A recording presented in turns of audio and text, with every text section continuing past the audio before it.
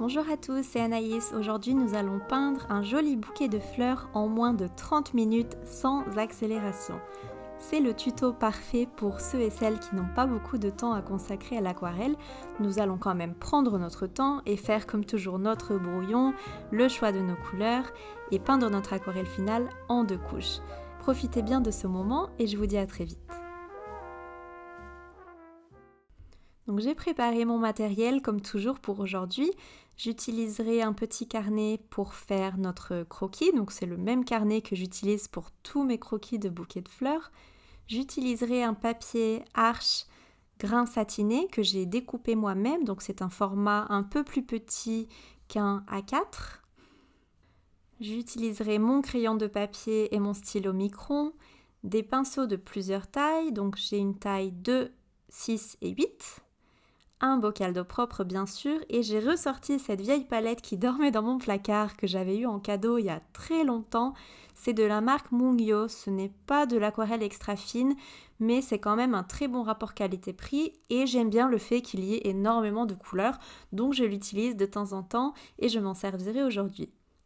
Donc nous allons commencer comme toujours par un croquis. Vous savez que c'est très rare que je me lance à l'aveugle pour peindre mes bouquets. J'aime beaucoup faire d'abord quelques esquisses au crayon de papier afin de choisir mes fleurs, de réfléchir à comment je vais positionner mes fleurs et mes feuillages pour peindre ma composition.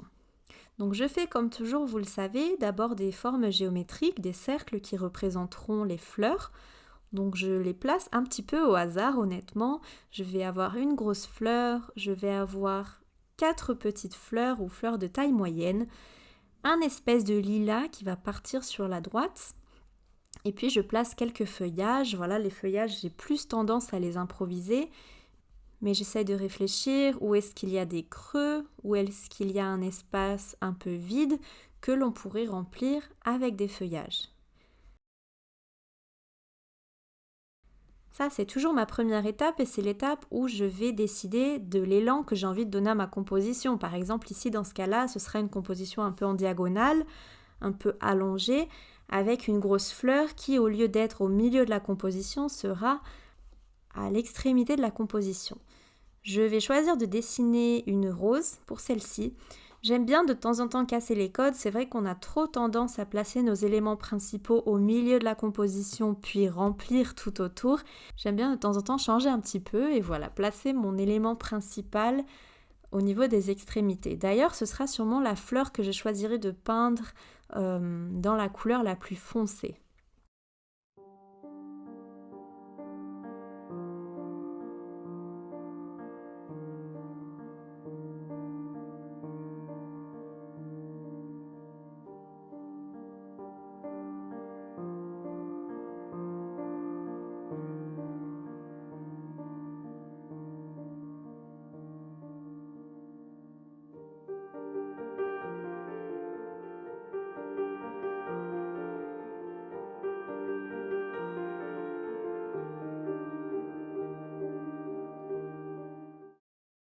Donc j'ai plusieurs fleurs à pétales, 4 fleurs à pétales, une grosse rose, cette espèce de lilas dont je vous parlais tout à l'heure. Je ne sais pas vraiment si on peut appeler ça du lilas, mais je n'aime pas forcément mettre un nom sur les éléments que je peins.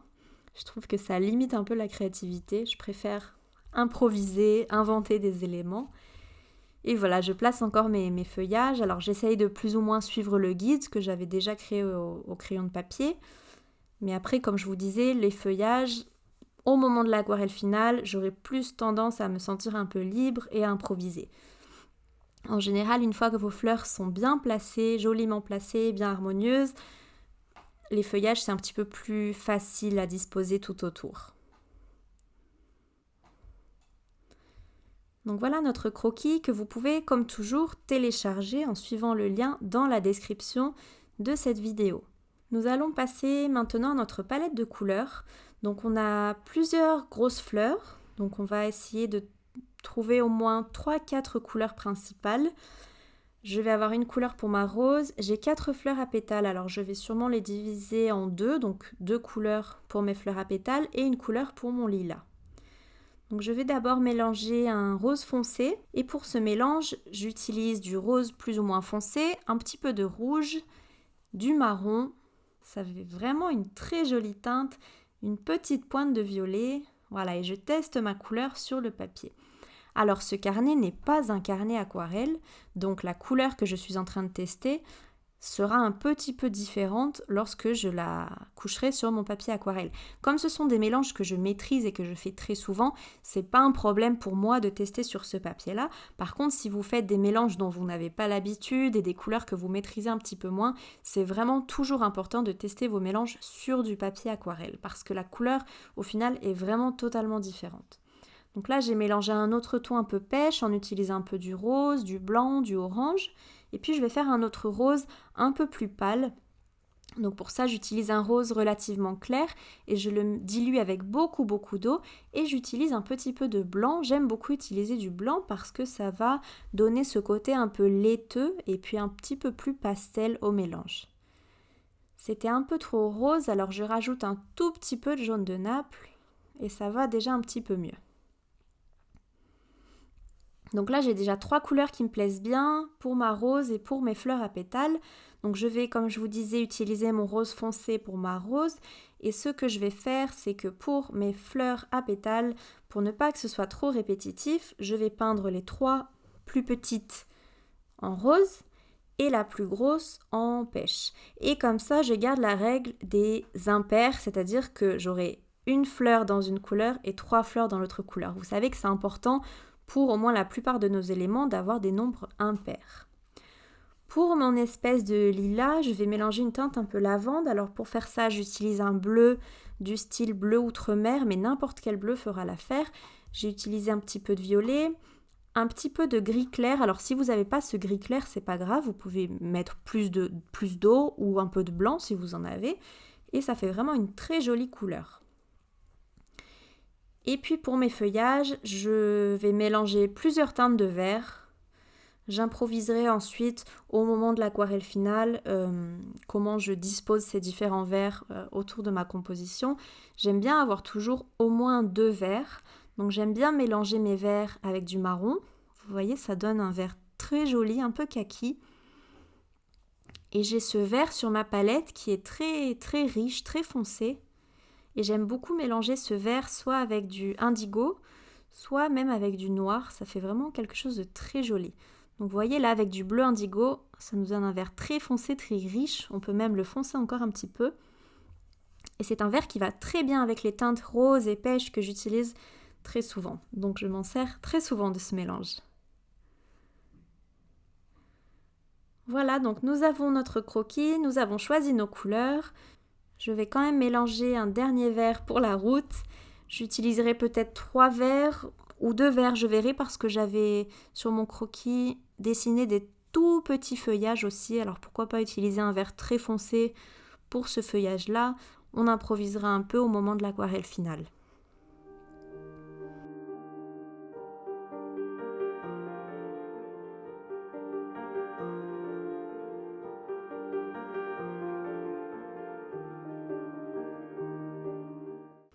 Donc nos mélanges sont faits, notre croquis est fait, voilà, toutes les étapes sont faites. Donc je vais rajouter une petite couleur ocre parce que ça rendra l'aquarelle un petit peu plus lumineuse. Je verrai plus tard comment je m'en sers pour faire le cœur des fleurs ou pour faire des petits éléments. J'ai choisi finalement un papier carré parce que je trouve que ça se prête bien à ce genre de composition. Donc une fois de plus, c'est une feuille que j'ai découpée moi-même, que j'achète en grand format. Et on va commencer par notre grosse fleur. Donc on commence toujours par le plus gros élément et ensuite on peint autour de cet élément-là. Donc moi dans mon cas c'est la rose foncé. Donc j'essaye de bien la placer pour pouvoir centrer ma composition. Donc la rose devrait être sur le côté haut, en haut à gauche de ma feuille. Et c'est parti, donc pour peindre ma rose, je fais d'abord des tout petits points, des tout petits traits comme ça, un peu en vrac, un peu au hasard. Et puis lorsque le cœur de la rose est fait, je vais entourer ça en faisant des petits traits comme ça. Et c'est très important, j'essaye à chaque fois de chevaucher ces traits pour éviter d'avoir des espaces blancs. Je rajoute un petit peu de pigment au centre parce que quand on peint une rose, on a vraiment envie d'avoir un effet de dégradé, c'est-à-dire d'avoir un centre très foncé. Et au fur et à mesure qu'on va s'éloigner du centre, on va utiliser un mélange un peu plus clair. Donc vous voyez, Je me sers vraiment de mon pinceau pour avoir cet effet pointe fine, bord fin et centre un petit peu plus épais en fait en écrasant le dos de mon pinceau sur la page. Donc je continue à faire mes cercles. Ce n'est pas obligatoire que tous les pétales aient une jolie forme ou se ressemblent, on peut vraiment un peu improviser. C'est ça justement qui fera le charme de notre rose. N'hésitez pas à tourner la feuille si vous en avez besoin. Moi, c'est quelque chose que je fais tout le temps, soit pour peindre les fleurs, soit pour peindre les feuilles, pour vraiment trouver la position la plus confortable pour moi.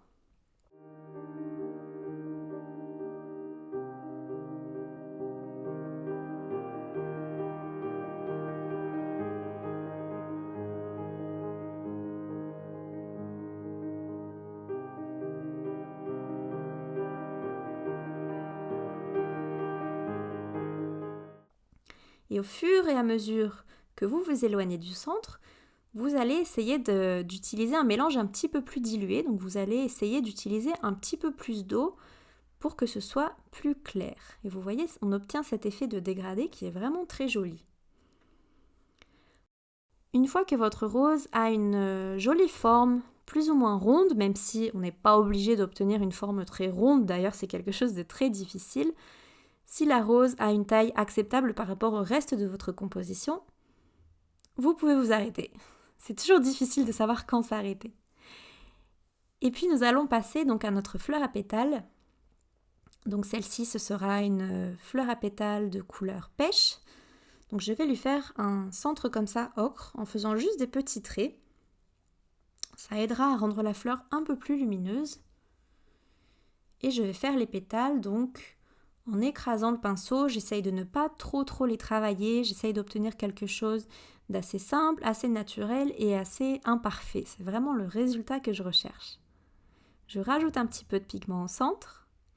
Et vous voyez, je l'ai vraiment collé à ma rose parce que j'essaie tout le temps d'avoir mes fleurs collées entre elles le plus possible pour éviter d'avoir des espaces blancs et de devoir rajouter trop de vert entre mes fleurs. Là, je les ai même fait se chevaucher. Vous voyez, ma fleur à pétales passe derrière ma rose et ça aide à apporter un petit peu de dimension et puis un petit peu d'intérêt à votre composition également. Donc on va faire 4 pétales à cette fleur. Et puis les autres fleurs à pétales, on leur en fera 5. Comme ça, on change un petit peu de type de fleurs et on évite que ce soit trop répétitif.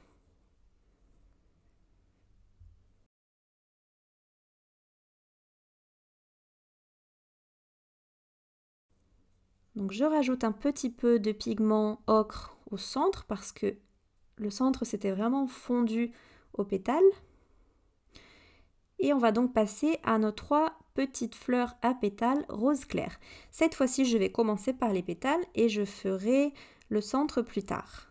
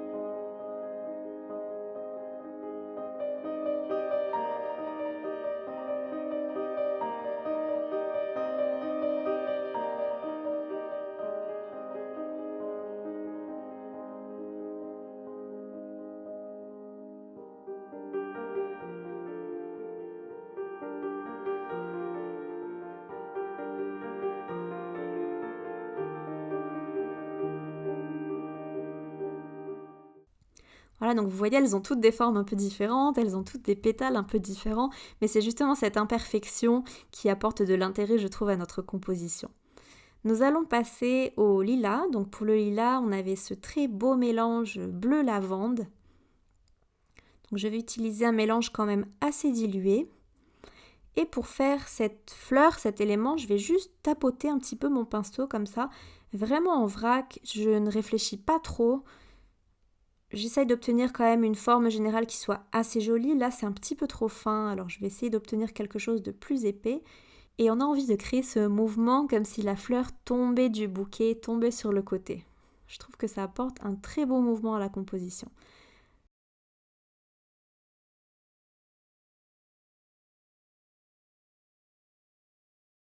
Je vais faire des toutes petites tiges pendant que ma couleur bleu-violette est encore humide. Je vais essayer d'obtenir des petites fusions. Donc voilà, je fais juste des tout petits traits en fait pour rejoindre les différentes taches.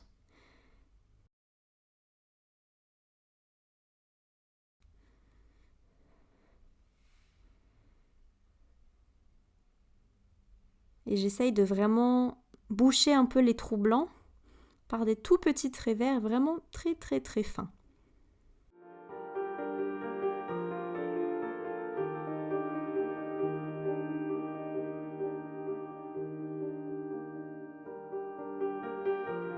Et je vais faire des petites feuilles, ça tombe bien parce que j'ai cet espace un peu vide, un peu trop blanc entre mon lilas et ma fleur à pétales roses. Donc je vais remplir cet espace et j'en profite pour rajouter quelques petits feuillages tout autour de mon lilas.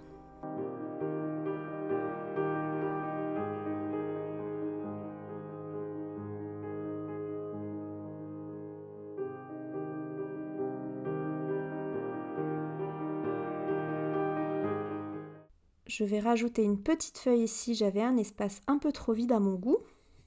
Et voilà, nos fleurs sont déjà disposées, donc maintenant il ne nous reste plus qu'à faire les feuillages et à passer notre deuxième couche.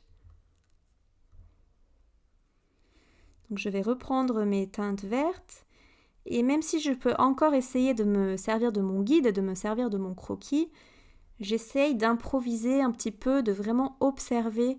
C'est important de prendre le temps de regarder notre composition, d'observer et ne pas forcément trop se lancer à l'aveugle et essayer vraiment de réfléchir où est-ce qu'on veut placer nos feuilles. Donc j'utilise pour l'instant mon vert le plus foncé, c'était mon vert que j'avais mélangé avec la couleur indigo. Je fais quelques feuillages, puis ensuite je passerai à mon autre teinte de vert et je continuerai à remplir ma composition avec mes feuillages.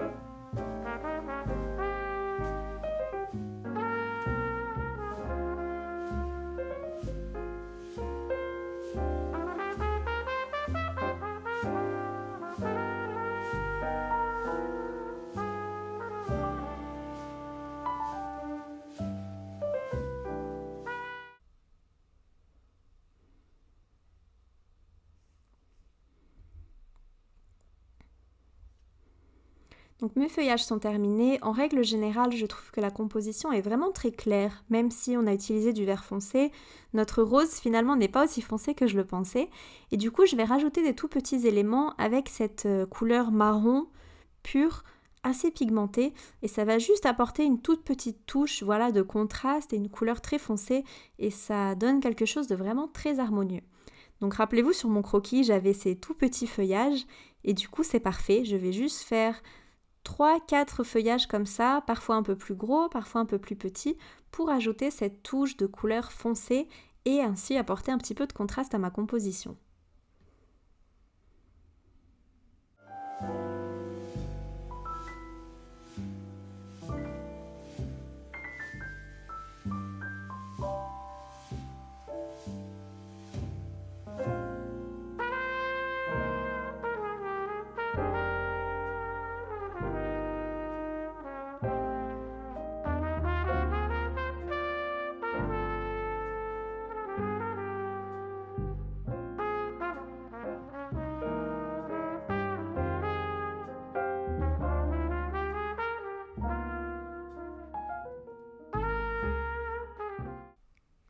Donc la composition est terminée et ce qu'on va faire maintenant, c'est qu'on va passer une deuxième couche.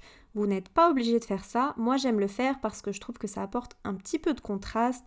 C'est vrai que le résultat pour l'instant est un petit peu terne, surtout qu'on a utilisé beaucoup de couleurs claires. Et donc ce que je fais, c'est que pour chaque élément, je reprends le même mélange que j'avais utilisé lors de la première couche. On peut utiliser un mélange un peu plus pigmenté, pourquoi pas, pour avoir encore plus de contraste, mais en tout cas vraiment les mêmes couleurs, c'est important. Et je vais juste passer quelques petits coups de pinceau à certains endroits et sur certains pétales pour accentuer et apporter un petit peu de contraste. Donc vous voyez sur ma rose, voilà, je fais quelques petits traits seulement à certains endroits. Pour mes fleurs à pétales, je ferai la même chose. Je passerai quelques petits coups de pinceau soit à la base des pétales, soit sur les côtés, soit au niveau extérieur, au bout des pétales. Voilà, j'improvise un petit peu, j'essaye un petit peu de réfléchir où est-ce que pourraient se situer les zones d'ombre, mais honnêtement, je n'y réfléchis pas trop et je fais un peu au feeling. Vous voyez, juste quelques petits coups de pinceau comme ça, et ça aidera vraiment à apporter du contraste et de la vie à notre bouquet.